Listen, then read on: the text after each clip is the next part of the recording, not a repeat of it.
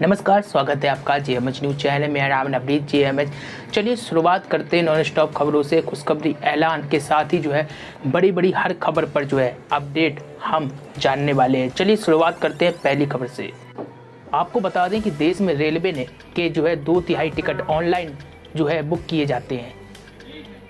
Train ticket railway की सहायक company IRCTC का टिकटों पर दबदबा है। अब कंपनी इससे कमाई करने की योजना बना रही है। मीडिया रिपोर्ट्स के मुताबिक टेंडर जारी किया गया, उसमें कहा गया है कि IRCTC एक कंसल्टेंट नियुक्त करेगी जो उन्हें यूजर्स के डेटा को बेचने के तरीकों पर सुझाव देगा। हालांकि कंपनी ने कहा है कि ग्राहकों के डेटा प्राइवेसी का भी ख्याल रखा जाएगा। IRCTC के पास यूजर्स का 100 TB से ज़्यादा डेटा है। इसमें टिकट बुक कराने वालों के नाम से लेकर तमाम डिटेल्स मौजूद है। कई लोगों को लग रहा है कि सरकार उनकी पर्सनल डिटेल्स बेचकर पैसा कमाने की प्लानिंग कर रही है।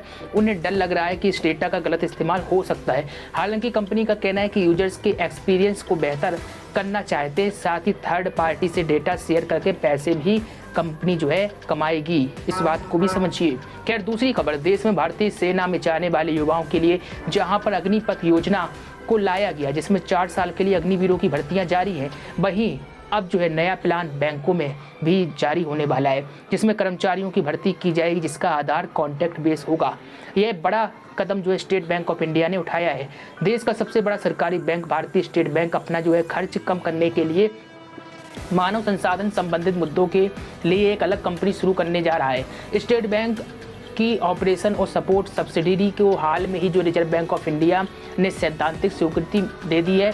शुरुआत में यह कंपनी ग्रामीण और अर्ध शहरी क्षेत्रों में बैंक शाखाओं में कर्मचारियों का प्रबंधन करेगी, यानी कि यहाँ पर भी संविदा प्रथा देखने को मिलेगी।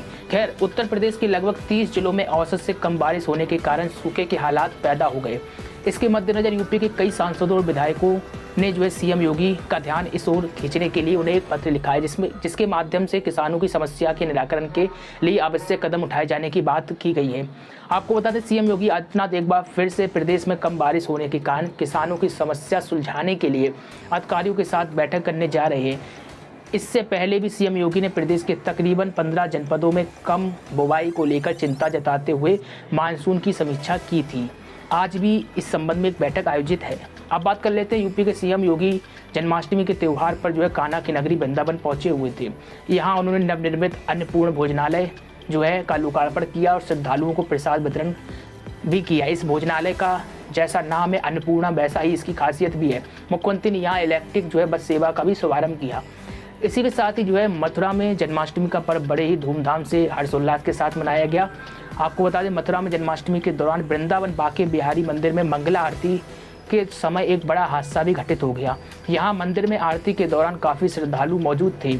इसी दौरान परिसर में भगदड़ मचने के कारण ये हादसा घटित हुआ। बताया जा रहा है कि मंदिर में मची भगदड़ में 2 लोगों की मौत हो गई।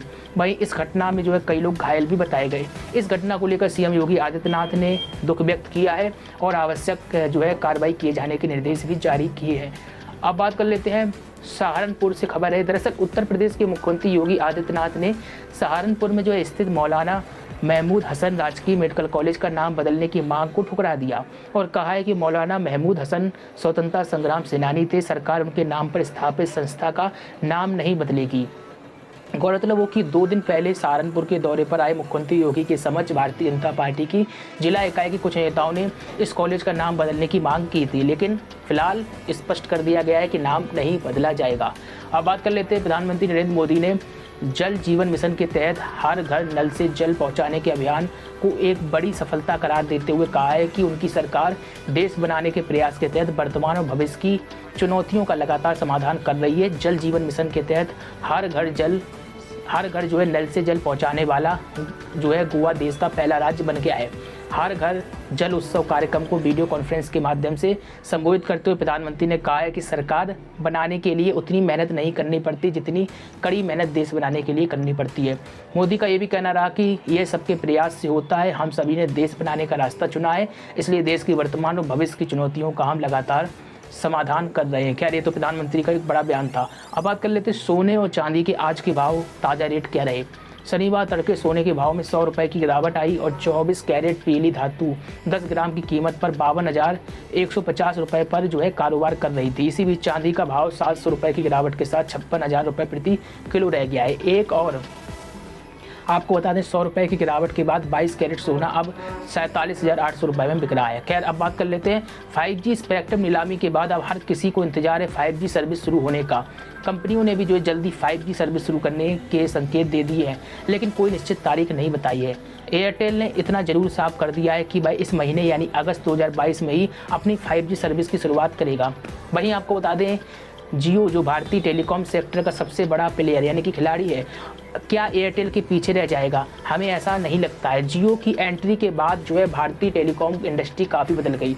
कंपनी के पास से 4G नेटवर्क होने के बाद भी वह कंज्यूमर्स को जो है अपने तक लाने में सफल रही। अब बारी है 5G की।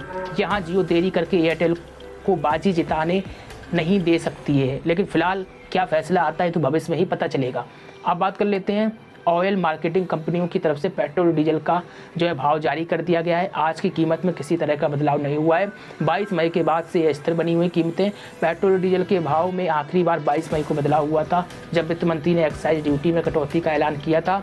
21 मई को पेट्रोल पर प्रति लीटर 8 रुपये और डीजल पर प्रति लीटर 6 रुपये की एक्साइज ड्यूटी कटौती का ऐलान किया था, जिसके बाद ये भाव कम हुए थे। उसके बाद से न वृद्धि न कम दाम देखे गए हैं। अब बात कर लेते हैं यूपी के गाजीपुर में आंगनबाड़ी केंद्रों पर आने वाले बच्चों को स्कूल पूर्व शिक्षा देकर ज्ञान बढ़ाने के लिए अब आंगनबाड़ी केंद्रों को प्री स्कूल में तब्दील किया जाएगा। यहाँ पर यानी कि जनपद में 500 केंद्रों को प्री स्कूल बनाने की तैयारी चल रही है और इसके लिए आंगनबाड़ी कार्यकर्ताओं को प्रशिक्षित किया जा रहा है। जिले में जो है कुल 4137 आंगनबाड़ी केंद्र संचालित हैं और जिस पर 3 से 5 साल के 1.80 लाख बच्चे आते हैं। हालांकि सरकार की मंशा के अनुरूप इन केंद्रों पर जो है बच्चों को ज्ञान नहीं मिल पाता। ऐसे में अब सरकार ने आंगनबाड़ी केंद्रों पर आने वाले बच्चों को स्कूल में दाखिला से पूर्व ज्ञान बढ़ाने के लिए इन केंद्रों को प्री स्कूल में बदलने की योजना शुरू की है। खैर अब बात कर लेते हैं प्रधानमंत्री सम्मान निधि योजना से जुड़ी हुई खबर। किसानों के लिए संचालित प्रधानमंत्री सम्मान निधि योजना जो है उसकी किस्त कब तक आएगी? चूँकि आपको बता दें 12वीं किस्त का इंतजार चल रहा है। लाभार्थियों के लिए एक बड़ी अपडेट निकल कर आई है। दरअसल किसानों को पीएम किसान सम्मान योजना की 12वीं किस्त का पैसा जल्दी जारी किया जाएगा। मीडिया रिपोर्ट्स के मुताबिक 1 सितंबर 2022 को बैंक खातों में 2000 रुपये की किस्त आ सकती है। आपको यहां बता दें कि प्रधानमंत्री किसान सम्मान निधि योजना के तहत केंद्र सरकार देश के किसानों के अकाउंट में 6000 रुपये सालाना ट्रांसफ़र करती है। हर 4 महीने में किसानों के अकाउंट में 2000 रुपये ट्रांसफ़र किए जाते हैं।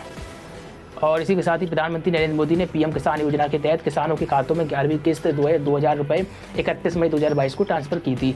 ऐसे में जो सितंबर में 12वीं किस्त का पैसा देखा जा सकता है। खैर हमारे साथ बने रहिए, खबरों को पढ़ना चाहते हैं jmhnews.in पर विजिट कर खबरें आप पढ़ सकते हैं। चैनल को सब्सक्राइब नहीं किया करिए, बेल को दबाइए, लाइक और शेयर करना मत भूलिए ताकि आपको और काम खबर अपडेट मिलती रहे। कमेंट में आपकी कोई प्रतिक्रिया है तो जरूर रखिए। नमस्कार।